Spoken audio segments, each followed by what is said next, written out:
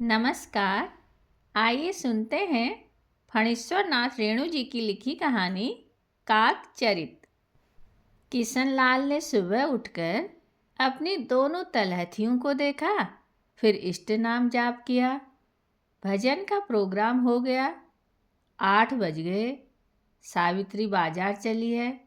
वह उठकर बैठ गया और बाएं हाथ से दाहिने कंधे को छूकर देखा। नहीं, दर्द नहीं। फिर उसने बाँह को टीप कर देखा। नहीं, दर्द नहीं। 2-3 बार नथने से लंबी सांस लेकर परीक्षा की। दोनों नगबासें एकदम क्लियर। आज शाम को अधकपाली दर्द की भी कोई आशंका नहीं, बरसते नहीं। उसकी शंका निर्मूल थी। वह प्रसन्न होकर कोई गीत गुनगुनाने लगा। सामने मैदान की ओर देखने लगा। प्रातः भ्रमण करने वाले घर लौट रहे हैं, लेकिन उस मोटे आदमी का मोटापा इस जीवन में अब कम नहीं होगा। सुबह को गोल मार्केट के गोल पार्क के चारों ओर डुलकी चाल में दौड़ता है। शाम के अंधेरे में मिठाई की दुकान में आधा दर्जन रसगुल्ले और क्रीम चाप खा जाता है। उसके खाने के ढंग को देखकर कोई भी कह सकता है कि उसे मिठाई की मनाही है और वह चुराकर कुपथ्य भोजन कर रहा है। एक रसगुल्ला मुंह में डालता है और चारों ओर देखता है। किशनलाल को हंसी आ गई। उस भले आदमी के साथ उसका बेटा भी था। शायद उसके साथ भेजा गया था।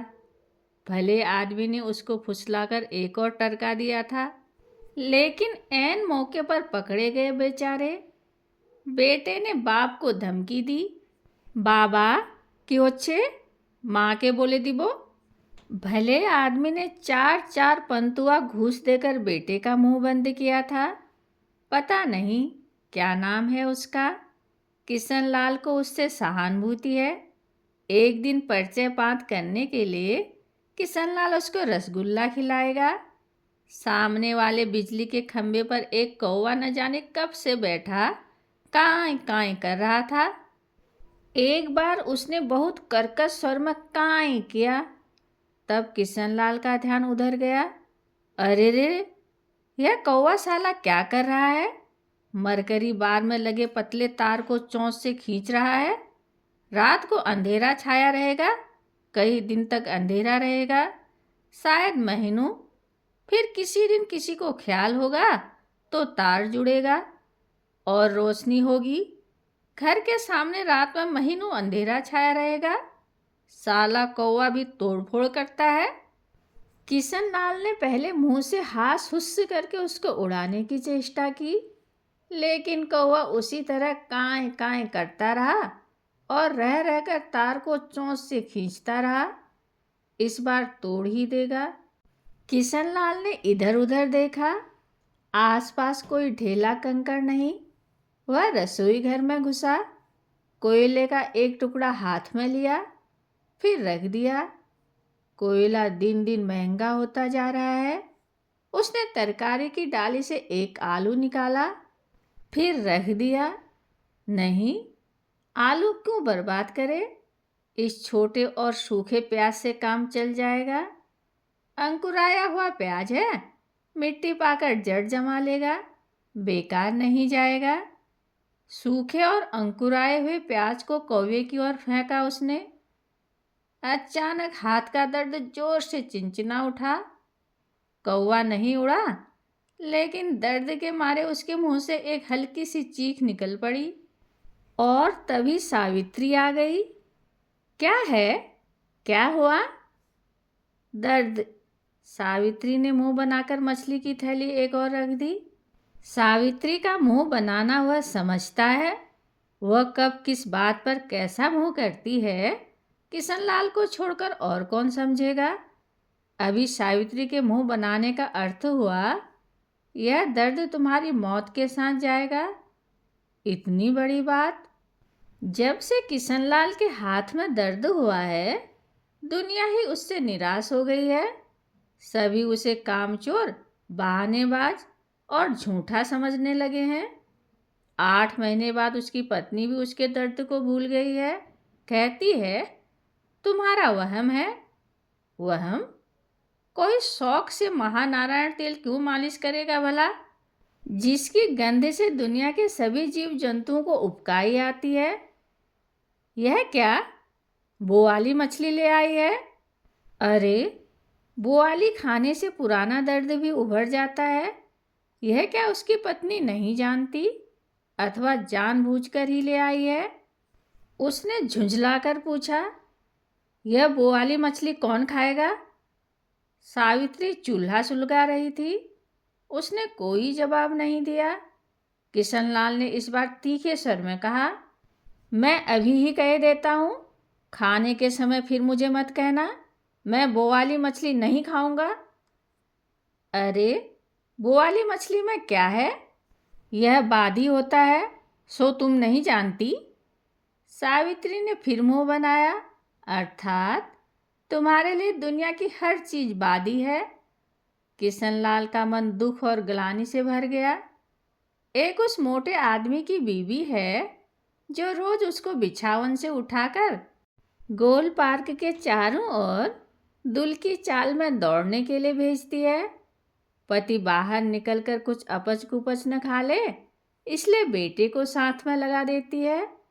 और एक उसकी स्त्री है जिसका नाम सावित्री है, पर वह अपने पति के साथ इस तरह दुर्व्यवहार करती है। न, आज का दिन बुरी तरह कटेगा। दर्द बढ़ रहा है, बढ़ता जा रहा है। दर्द अब उसके कंधे तक आ गया। उसकी कनपट्टी गर्म हो रही है। दाहिना नथुना बंद हो गया। दोपहर को ही अधकपाली शुरू हो जाएगी आज। कौवा साला फिर लौट कर आ गया। शायद वह किशनलाल को चिढ़ाने आया है कि वह अपने मन से उड़कर गया था और अपने ही मन से फिर लौट कर आया है। उसको कोई नहीं उड़ा सकता। शायद क्यों, यह साला सचमुच उसको चिढ़ाने आया है। किशनलाल की ओर मुंह करके चोंच नचाकर कांय कांय करता है। सिर्फ कांय कांय नहीं, कांय कांय। क्या यह कौवा ही सारे अशुभ और अशुगुन का वाहक है? जिस दिन वह फिसल कर गिरा था, उस दिन भी क्या सुबह को यह इसी तरह कांय कांय कर रहा था? 8 महीने पहले की बात याद नहीं, लेकिन जरूर इसने अशुभ सुर में कांय कांय किया होगा।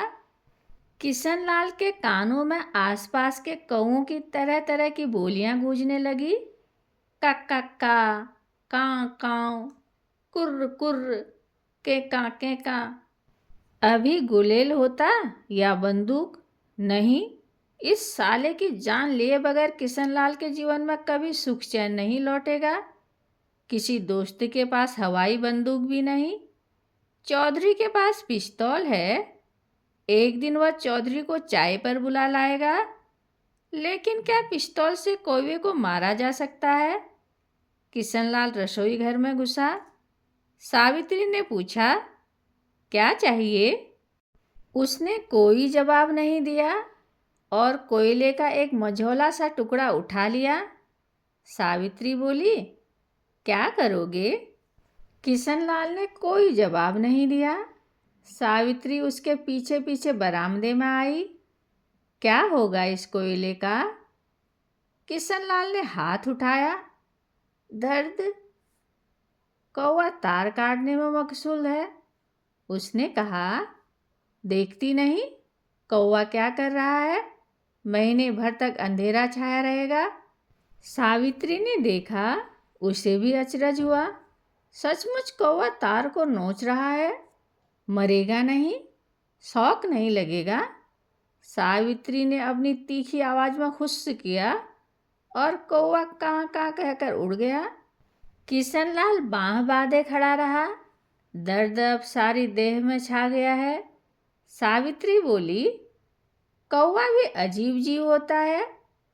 किशनलाल ने कहा, एक बार सारे गांव को जलाकर स्वाह कर दिया था एक कौवे ने। चोंच में जलता हुआ लकड़ी का अंगार ले उड़ा और एक आदमी के फूस के छप्पर पर रख दिया।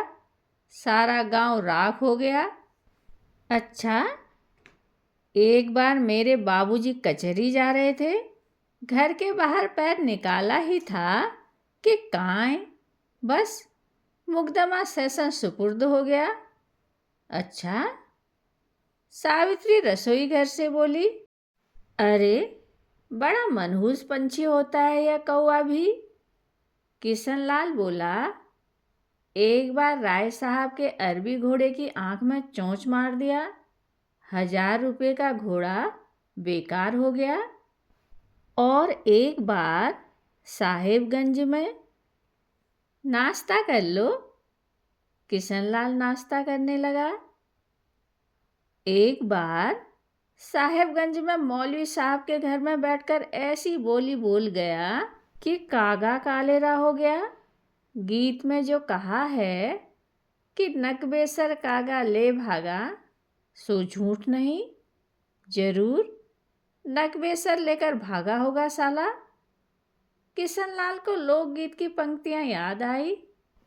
उड़ उड़ कागा छतिया पर बैठे, छतिया का सब रस ले भागा नगबेसर। और मैं जो गिरा था सो जानती हो, उस दिन सुबह को साला अशुभ बोली बोला था। तुम्हारा वहम है। किशनलाल को गुस्सा चढ़ाया। दुनिया भर के लोगों से सावित्री को सहानुभूति है, अपने पति के सिवा। मैं सच कहता हूँ। सावित्री चुप रही। किशनलाल को तब बोआली मछली की याद आई। उसने कहा, लेकिन मैं बोआली मछली हरगिज नहीं खाऊंगा, छूना भी मना है। किशनलाल का मन फिर दुख और ग्लानि से भर गया। वह मुंह पोंछ कर उठा। नहीं, आज का दिन ठीक नहीं। आज मौन व्रत पालन करके भी ग्रह कलह को वह नहीं टाल सकेगा। कौवा यूं ही नहीं बोलता।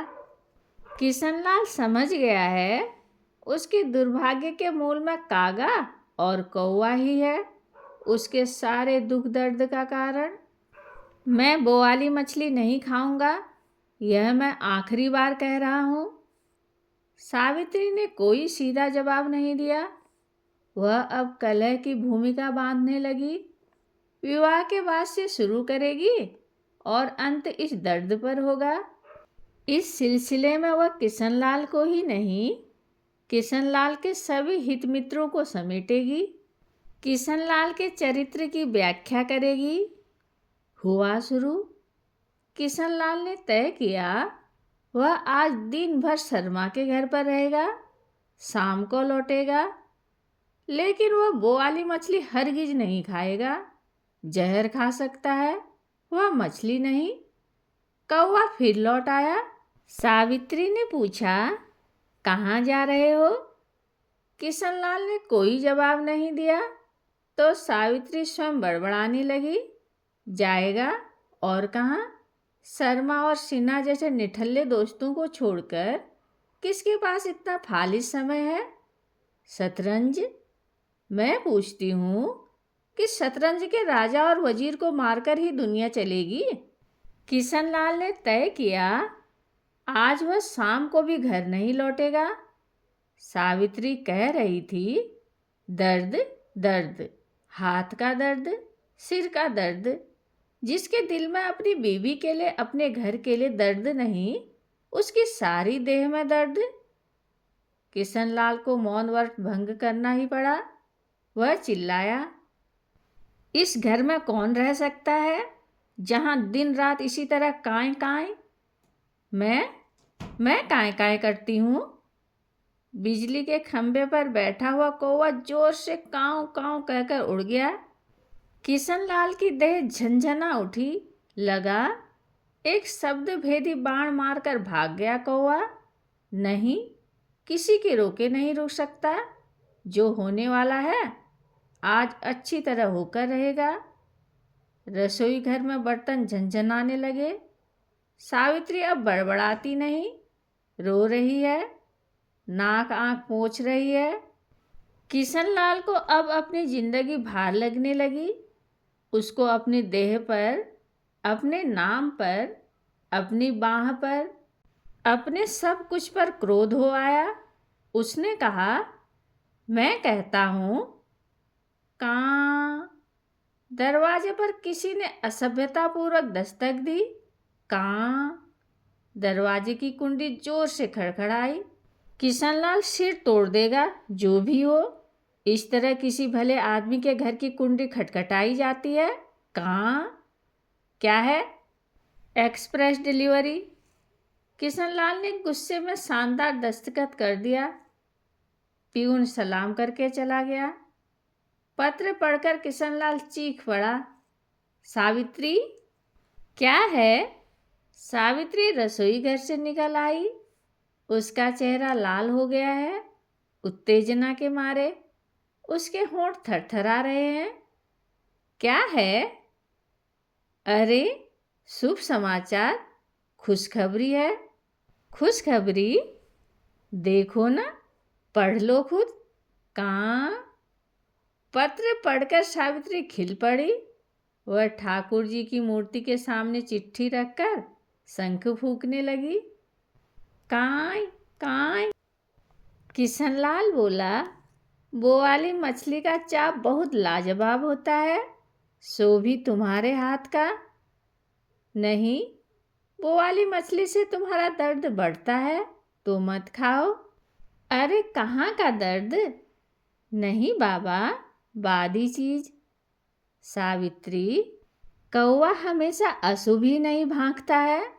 वो वाली मछली हमेशा बादी नहीं होती। किशनलाल ने मछली की थाली से भुनी हुई मछली का एक टुकड़ा उठाया, बरामदे पर गया और जोर से कौवे की ओर फेंकते हुए कहा, ले जा, ले ले, आ आ। कौवा एक बार काएं काएं करके उड़ा, फिर धरती पर पड़े हुए मछली के टुकड़े को चोंच में लेकर ताड़ के पेड़ पर जा बैठा। किशनलाल बोला, वह गीत याद है तुमको? सोने से चोंच मड़ा दूं रे कागा, जरा गाओ ना। सावित्री हंस पड़ी। किशनलाल जिद्द करने लगा, डार्लिंग, सुनो ना, इधर जरा। सच कहता हूँ सावित्री, तुम बहुत सुंदर लग रही हो। कांय कांय। किशनलाल बरामदे में आया और बोला, अभी नहीं, चाप बनने दो, पूरा चाप खिलाऊंगा आज तुझे। कांय कांय। कहानी सुनने के लिए धन्यवाद।